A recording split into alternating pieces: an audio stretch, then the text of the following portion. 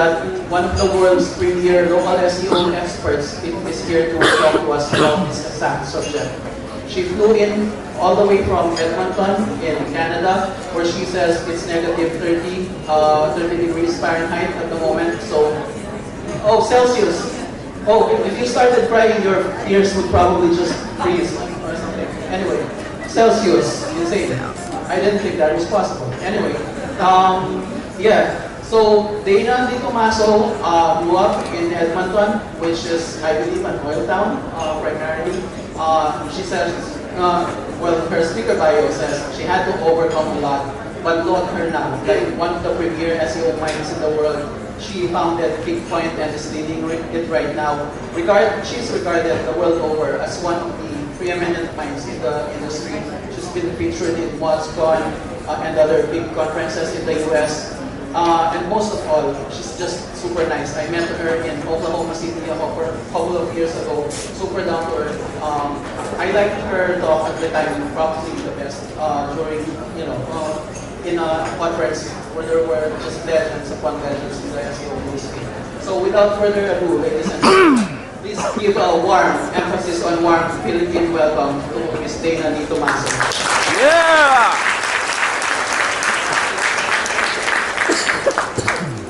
Yeah, it is minus 30 Celsius back home right now. Actually, Filipinos are the largest source of immigration to Canada, so Edmonton actually has a huge Filipino community, and often when people get there in the first year, like that coat's not going to be warm enough.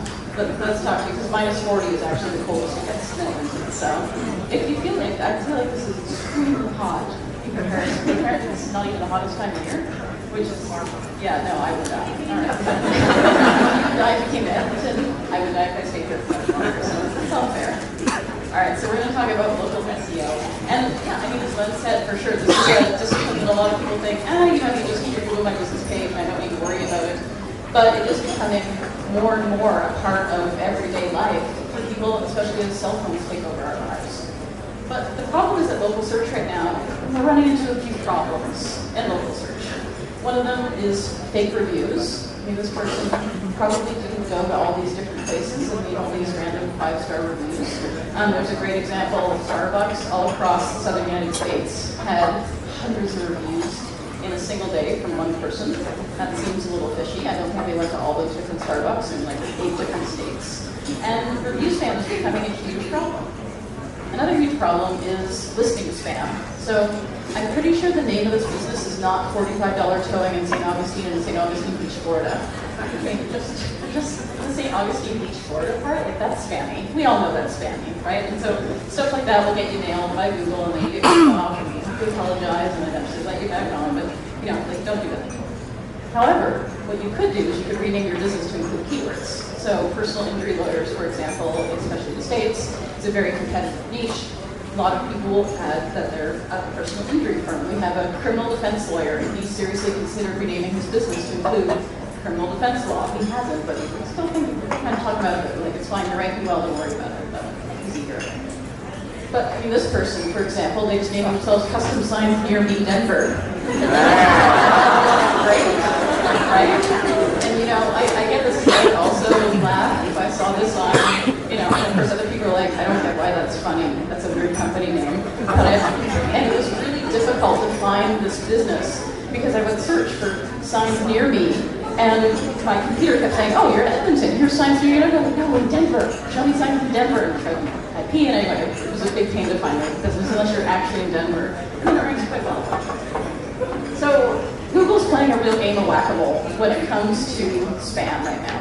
You do one tactic like spamming listings and it deals with that. You do another spamming reviews and it deals with that. You have another problem where you call your business signs near me and Google says, well, all right, fine. I guess you win. That's okay. But it continues to be an issue where Google is always trying to, just like regular part with the other parts of SEO, Google's always trying to stay one step ahead of spammers. They're one step behind. But if you try spammy stuff, they're going to catch you eventually. And so now they've introduced this local guide program. I know you guys aren't super excited about raise your hands, but how many people here do local guide programs here? So you're somewhere and it says, help us, we need human help, please answer these questions about where. So basically my entire trip here, Google's been following me around saying, tell me about this place, tell me about that place. Like, no, I'm good. But this is one of the things they want you to do. And in particular, one of the parts of my own profile is answers. So is this business open? What are the hours? What are the, because businesses apparently can't be trusted to do this themselves. So they have to rely on the rest of us to provide free help to a multi-billion-dollar company to get these systems done properly. Thanks, Google. So if all of this is happening, what is real for a local business, right? If you think about all the different ways you can game the system catches up, you game the system again. What's actually real as a local business? Well, first off, people search for a business. They search for signs near me, or top restaurants, or veterinarian, or whatever it might be.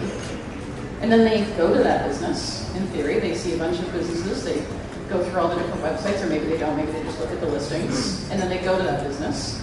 And then afterwards, they're like, I had a great experience, or I had a horrible time. And so then they review that business. And then they tell their friends how great that business is. This is the typical life cycle of a normal human being who doesn't work in search, and therefore doesn't know that this is actually really perfect, and some marketers are super excited that they did all these things, especially the review part. So the thing is, you do all this on your phone. And I looked at some interesting stats about the Philippines, where iPhone usage is actually quite small compared to what it is in North America, where iPhones are about half the market. Here, Android rules, which is great. I'm also an Android user, so thank you. Yeah. Forget iPhones. Actually, I'm not an Apple fan at all, so I can tell you about that a little later. But you do all this on your phone, and of course, it's your Android phone, right? And so, of course, you have Google location services turned on, and of course, you have a Google account, right? And the thing is that most people only have one phone. You might have multiple laptops, you might have a work computer, you might have a tablet that you use at home, maybe you have a home laptop, but really, you probably only have one phone. Even if you swap out the SIM card, it doesn't matter. It's still your phone. You're still logged into Google. It's still following you around. So I did read an interesting stat that you may actually have more than one cell phone here. But most people, most normal people, this audience is not, you guys are not normal computer users. You know that, right? Like we're not the target market here. But most normal people have one cell phone and they use it for everything. So what is common about all those tasks we just covered? Right? All those things we just talked about, where you look at the business, you search for businesses, you go there, you review it and everything else, what's common about that? And so really it's measures of engagement is what you get as a result of that. Because you're engaging with the business. You actually physically went to that location. Google knows you were there. They know how long you were there. They know how you got there. Although actually sometimes it's a little iffy. Like a friend of mine was walking through the snow today, and apparently it was so slippery that it recorded him as being on an elliptical instead of walking, which is pretty great. So not totally there yet. I mean, I don't think anyone from Google has actually been to Edmonton, so that might be a problem. They don't understand snow and ice. And if I lived in California, I wouldn't be either. So even better than that, though, is it's really hard to fake location data.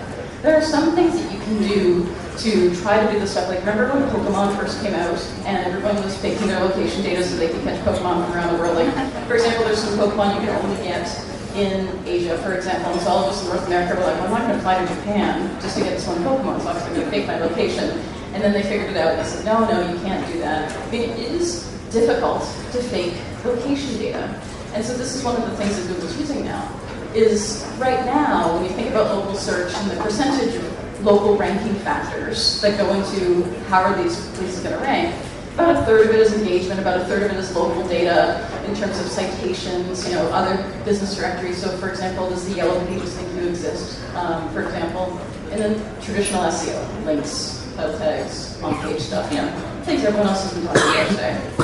But in the future, what's probably going to happen is engagement is going to become a much more significant piece of the pie. Because traditional SEO, especially for a local business, there's really only so much you can do. You're going to get to a point where there's literally no more links I can build. This is it. I have stuff to do with this local business. And for local data, again, there's only so many citation sources. So how else is Google going to be able to differentiate between different businesses? Well, it's engagement. It's difficult to fake engagement by real people who are engaging with a business. So what does Google know about you when you're walking around all day? And maybe you've looked up your Google timeline and you know all this, but a lot of people don't. It's kind of terrifying when I show them this. So this is from my own Google topics, so I'm showing you the things that I personally enjoy. So Google thinks that I'm super into computer and video games. That's true. Dance and electronic music, yeah. American football, the proper football, yeah.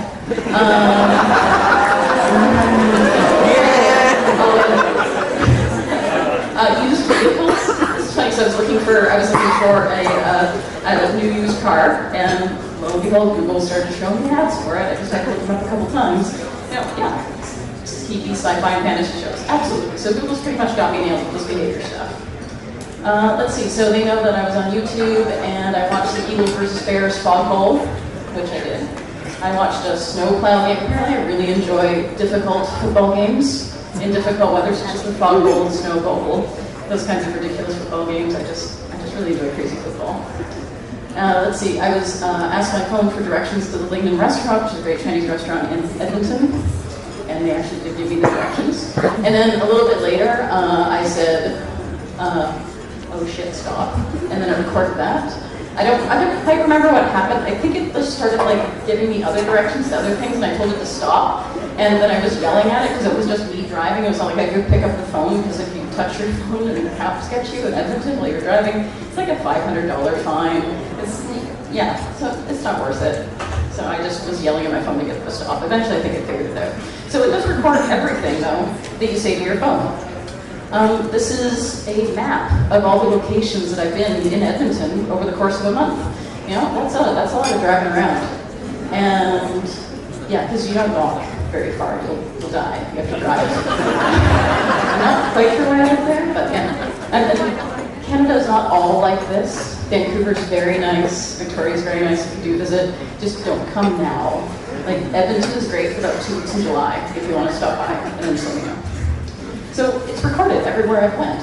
So Google has a complete snapshot of your engagement with the world. They know what you search. They know what you ask your phone. They know where you've been. It's like that Santa Claus song that's kind of creepy about how knows your sleeping, knows your way, right? Google knows that too now. They know everything. So the goal now is engagement. So how do you focus your tactics on building engagement? Links are important, and that's great. We all know how to do link building for local, and it's citations, and it's awesome, and use Whitespark, and they're great. But how do you actually build for engagement? So the first thing you're going to look at is the knowledge panel. And the knowledge panel really is, fast again.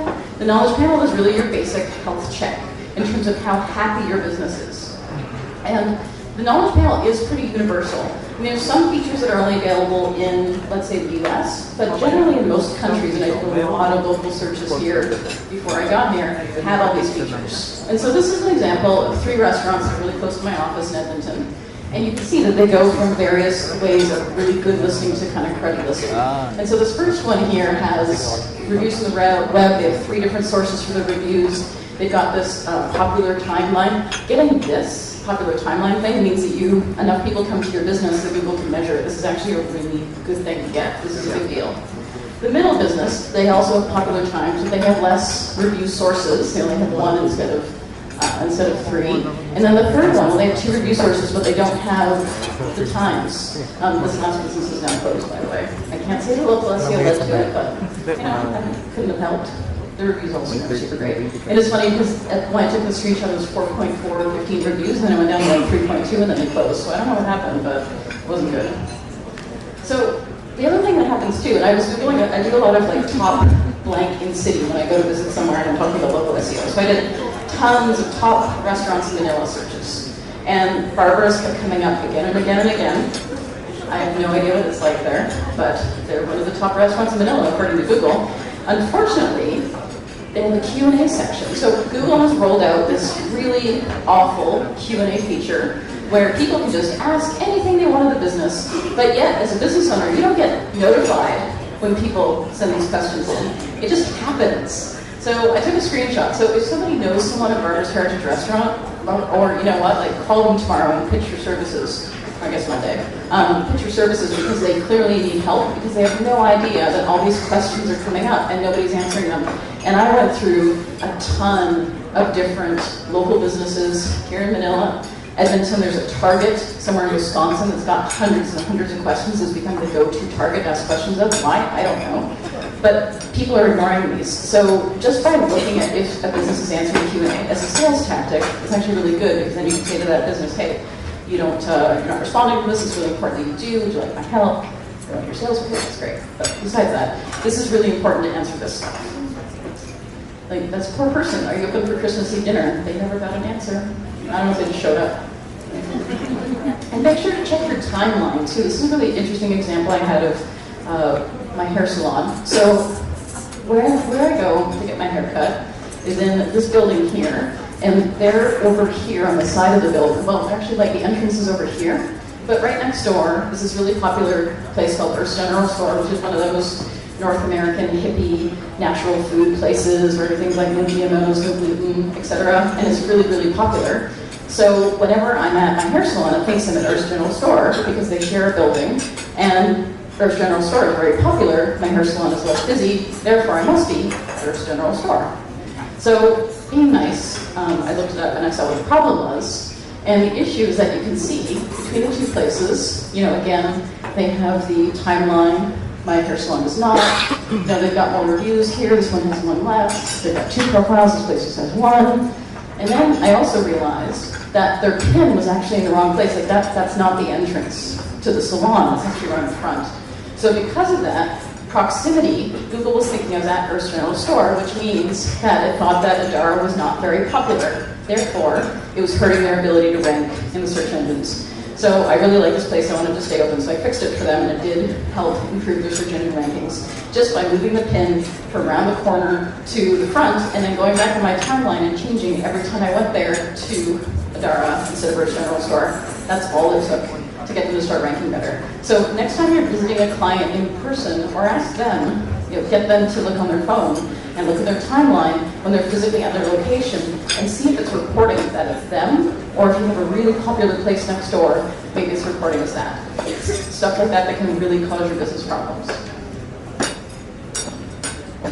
The next thing is email. So email is, this boring thing that nobody does. I mean, email is one of the best tactics out there. I love email marketing.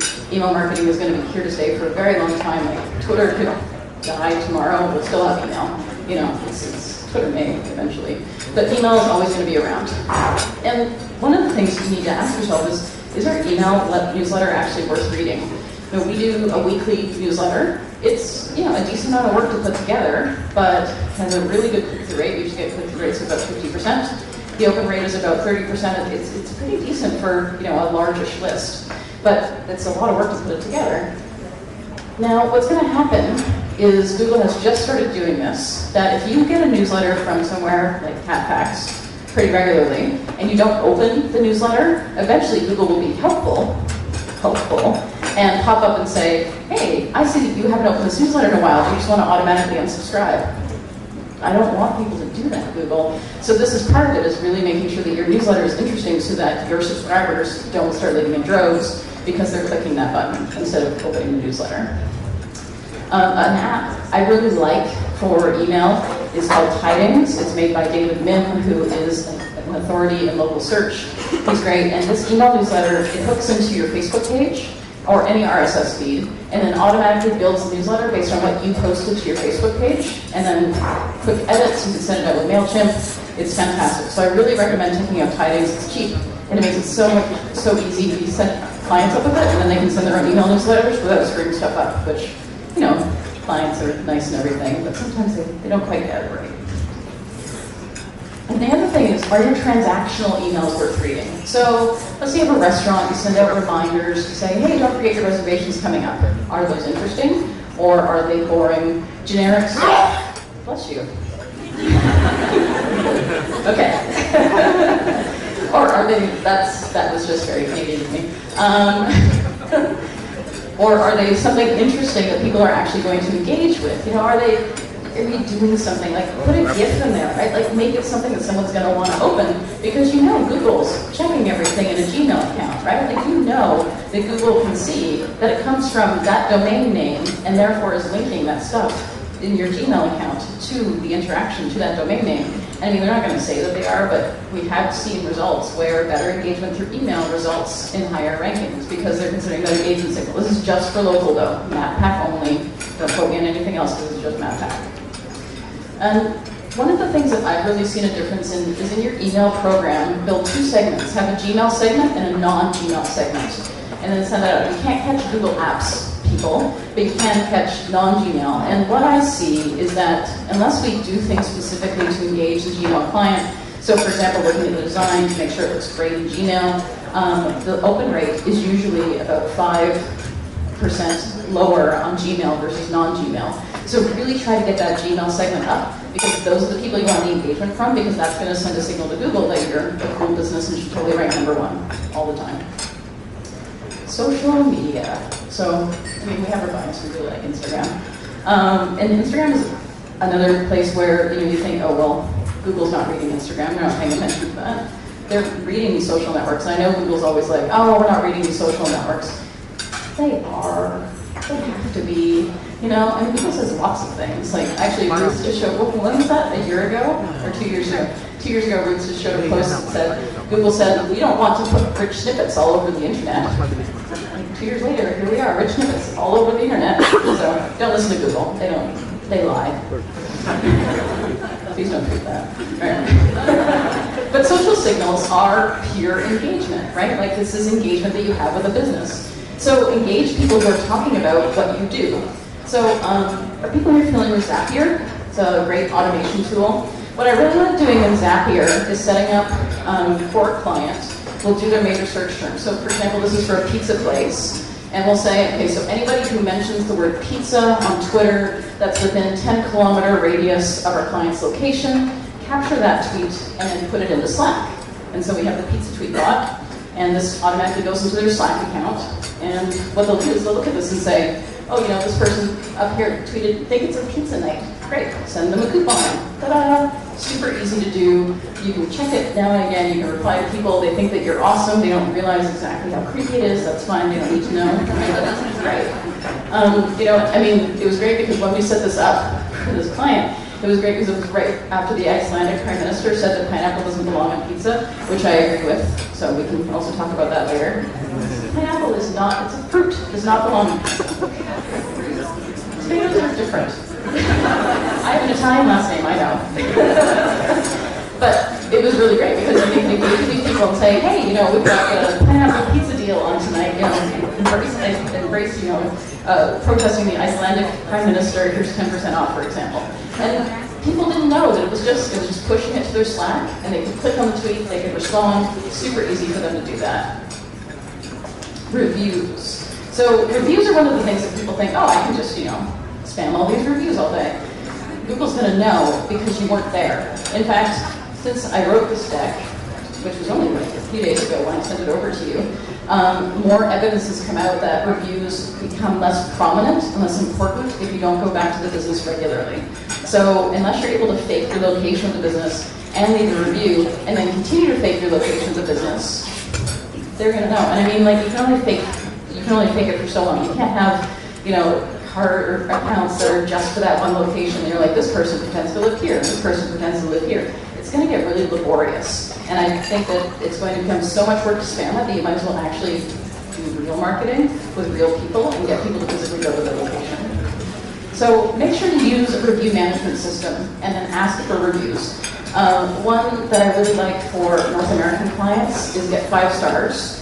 And they hook into the major North American review sites. I mean, every country is different in terms of the review sites that are really important, and also on the niche. So for example, if you're in England, TripAdvisor is huge there. TripAdvisor is not big in Canada. Yelp is huge in Canada, for example. So understand what sites are the best review sites for the locality as well as for that particular niche of business. So we have a plastic surgeon. Real Self is a huge review source just for plastic surgeons, not really much else. And make sure to spread your reviews around too. Don't just focus on Google. Make sure to have a little bit on Google, a little bit on Facebook, a little bit on TripAdvisor, Yelp, or whatever makes sense for the business. Because real people leave reviews in multiple different places, not just in one place. So again, that's a symbol of authenticity if you have reviews in multiple places. Now this guy, I actually love this. I'll read it if you can't see it. Ask me how AT&T at the Auburn Outlet Mall stole $685 from me, says the back of the truck. I can just imagine being the person at the sign company that he went to said, I want this at the back of the truck. Like, that guy made sure not to screw up this sign. Because then he would have another sign that said, ask how the sign company stole that much money from me. This guy is driving around town. This is a great mobile review. And if you Google this, there's actually like a story that he's posted about reviews at the Alberta Outlet Mall about how he obtains useful money from them. And going back to this local pack again, again, you've got diversity of reviews that come up, and it makes a big difference. I mean, for example, the business is closed. There's Zomato reviews for 2.5 out of 5. Zomato is a notoriously harsh restaurant reviewing site. Like, those people are never happy about anything ever. So if you get anything about the 4, like either you're lying or your food is spectacular. So, I mean, this place, Zomato 3.8, I go here all the time. It's fantastic. These Zomato people are just grumpy. They just don't like life. All right, calendar events. What do you think? Calendar events? What does that matter for local SEO? Well, we all use Google Calendar, right? Because you have a Google account, and therefore all your events are in Google Calendar, except for like 6 Mac people who use, I don't know, some sort of iCal thing. The rest of us, good people, use Google Calendar. So how do you confirm appointments? You could say you are a dentist office, and you send out a reminder, this is your appointment, don't forget, add it to your calendar. Make sure that where section in the calendar is your proper canonical address as far as Google is concerned, because that is actually linked into Google's API. And one of the things that Google measures is how many lookups into the local API for specific businesses. Therefore, you want to make sure that your where field has your proper address in it. And really, also consider how else your space can be used, right? I mean, most people have office hours. They're not there necessarily 24/7. I know there's some exceptions for things like call centers and whatnot, but there are times when your office space isn't used and could be used. Therefore, you should probably post some events. This is actually a really great engagement signal. This Eventbrite is actually really interesting because I like going to different Eventbrite for different cities to see the kinds of things that are big in each city. So in Manila, what's really popular here is blockchain and cryptocurrency and financial freedom. In Edmonton, it's all about becoming a better speaker.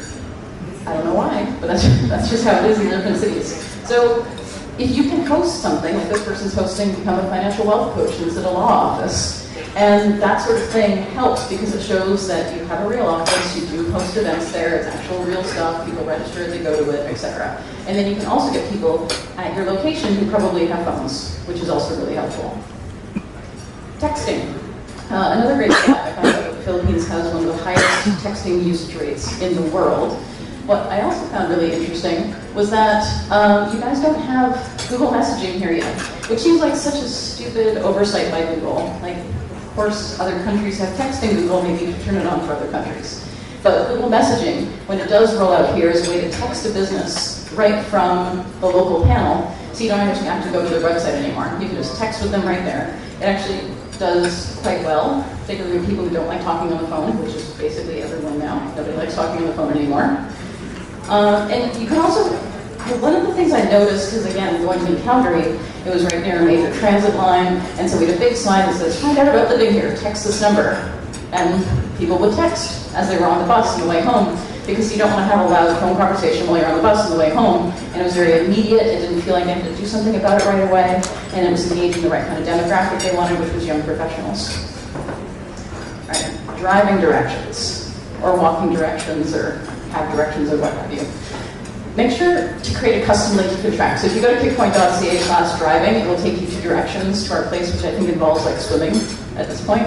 But you can try if you'd like. And definitely create that custom link, and then see how many people go to that link. So when you go there, it just uses a WordPress plugin redirection, 301 redirects over to our driving, and then I can track how many people go to that link, and when they go to that link, what country they're in, etc. Put that link in your contact page. Don't link directly to the directions, put it through the link, use many people put that. Now put that link in your footer, put that link in your confirmation emails. I mean, basically just put it everywhere. Lots of links all the time to your driving directions, because I think this was Mazatlan 3 years ago. It was Darren Shaw from Whitesburg who was speaking, and he said, okay, everybody, I want you to look up this bridal store, and then everyone clicked on driving directions, and this bridal store went from 20th to #1 in the space of about 3 minutes from, the 1,000 people at Mazatlan all tapping on that link. And it worked. And so driving directions are absolutely an engagement signal. Now, what's better is if you actually go there afterwards. That's the important part. But if you make it easy for people to grab those driving or walking directions, it makes it really easy for Google to see that, again, you're getting that engagement. So, 2 last thoughts before we leave it off here. First off, I want you to really think about how comfortable people are with computers, people who aren't you. This is a worldwide average of the distribution of users' computer skills. Everyone in this room is level 3. Level 3 means that you can open a spreadsheet and put in some numbers and figure out how to sum those numbers without grabbing a calculator. That's level 3. Level 2 is you can open up an email and attach a file. Level 1 is you might be able to open up your email. Below level 1 is, I'm not quite sure how to get this, actually my father-in-law is below level 1. He will open up a browser and then he will Google dogpile, which is a really old search engine that still works. And then he will type Google into dogpile, and then he will go on Google, and then he will Google the thing he wanted to Google. And I try to get him to figure, he won't do it, so. My father-in-law is the low one.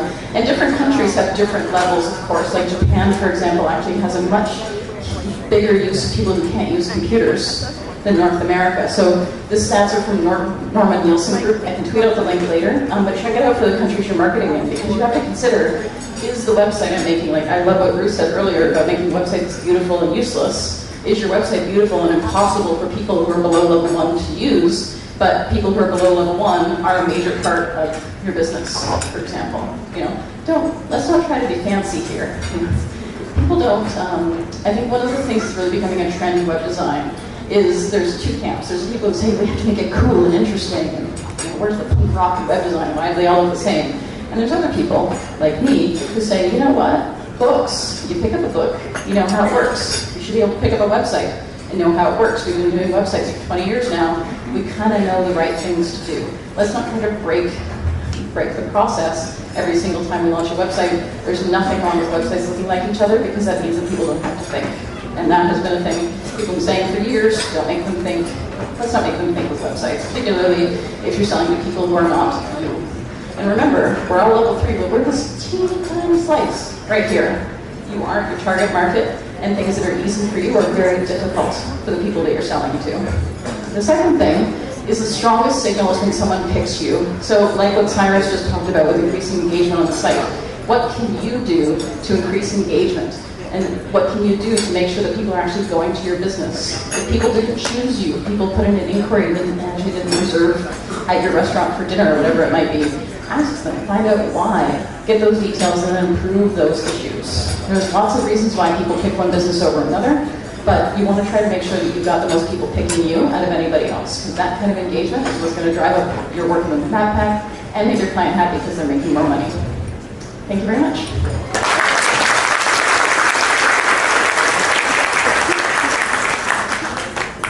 All right, we have a couple of minutes for some questions for Dana. If anyone has any questions, please let us know. All right, we've got someone there. The rest of you are probably still recovering from that massive brain dump, so take your time while she asks her. All right. Okay. Hello, I'm Brian, and I'm working for local SEO company based in Toronto. And my question is, will the Google local guide, by adding pictures to our clients, I mean, we have a manager there, and then they're taking pictures to the businesses, and then will that add positive impact to the GMV or local organization? Yeah, who's adding the photos? Is it you or is it people who are at the business? Our account managers, when they meet the clients in Toronto. Okay, I mean, if they're physically there, then I think it would be okay. But they should be physically at the location if you're going to be doing that. Yeah, for sure, that's great. And one of the things that you'll see happen as you get more photos added is Google will start to suggest when you're at a location, photos of this place are really popular in Google Maps, add yours now. And you'll see that once you get to a certain point. I don't know yet what that point is. We have some clients who aren't there yet and a bunch of clients who are. Like one client is convention center, and once they got to about 20 photos and then started recommending it all the time, we have another client who got recommendations and they're just at 10. So I think that there's some sort of like base number of photos where Google says, okay, now I'm going to start asking people to leave photos. Once you start getting those prompts to leave photos, then you don't need to do anything. Like, people will just do that of their own accord. So it's good that you're adding them. I would just be really careful that this is the same person every single time, because again, it's going to appear iffy. Try to get like a really good customer to leave a review, for example. And this is the thing, is particularly local businesses, people who are really passionate about making sure that business stays in business and succeeds. So if they have some super great customers, like regulars or whatever it is, ask them to help you out, and they're probably willing to do that. So make sure it isn't just you, but try to get them to get some of their customers too. All right. Do we have any other questions? All right. Frank, please have Sam's step ready. Hi there, Joel here. What's your best recommendation for in? We offer shipping nationwide, but we also offer multiple pickup locations across 35 states. So what's the best? So are the pickup locations like in stores? Yeah. Okay. So there's a specific type of business location you can do for when you have a store that's sort of inside another store. So for example, there might be an outdoor store and they have a bike repair shop inside the store. Google doesn't like that unless you have a different phone number. So what I would recommend is to have a phone number for you versus the store, because the phone number is the unique local identifier for Google My Business. So do you have separate phone numbers for you versus the, okay. So make sure to do that, and then you can probably register the location, but I would only try it with like a couple to start, and then see if Google gets mad, because the rules about this are really fuzzy, and they change pretty regularly. So try it with a couple locations, see how it goes. Don't start out with like all 50 immediately, and then just add more as you think that they're successful. I would start with the locations that are the busiest, and then the other half of that is you're going to have to make sure that people leave reviews, because otherwise it's just not going to look real. So once you've got those pages set up, then start a review management campaign and get customers, ask customers of that location to start leaving reviews for you. You're welcome. All right. If you guys want to ask Dana more questions, she will be available after the event, and we'll also have a panel discussion. So save those for later. And again, let's thank Dana for being here with us on this